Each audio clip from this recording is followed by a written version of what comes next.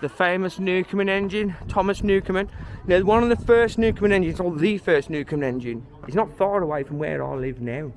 So here we have, it wasn't actually a steam engine, it was called an atmospheric engine.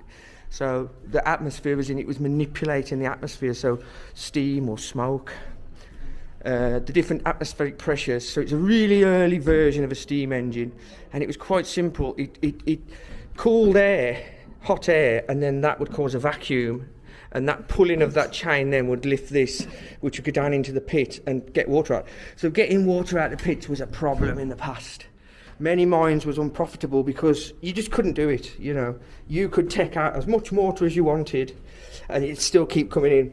And the deeper coal, the more profitable coals often, were waterlogged. So when they could actually start to, the first man to come up with an engine that would take the water out, obviously they used buckets and things, and some people would use cloths that would soak the water up. But yeah, look at that, wow. So this is a full reconstruction of a Newcomen engine, and there you can see some footage of it actually working, and you see what I mean.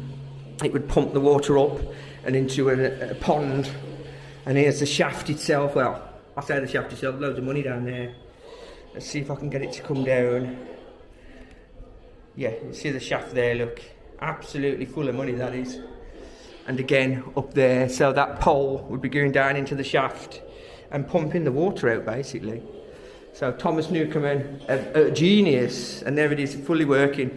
It's almost medieval in its construction look. It's very basic. They heat up boiling water, the steam then goes into a tube, they release cold water into that tube, the steam condenses, and that causes a vacuum, which sucks in and then pulls on that chain through a cantilever. You can see him putting the coal in there. So a very early form of boiler.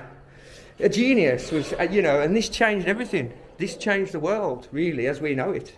Because then, suddenly, you can see it here, look. So there's the coal burning, the water boiling, the atmospheric part of it. They put the cold water in as well, and then that sucked down, pulling this, lifting this up, which would in turn have a pump there. Unbelievable, really. You know, he must have sat there at night and thought about this sort of thing, and then to actually put it into practice. Obviously then Bolton and Watt later came up with the improvements on it. They had two ways of pressurising it, stroke both ways, and they come up with their Watt engine, which is just more power.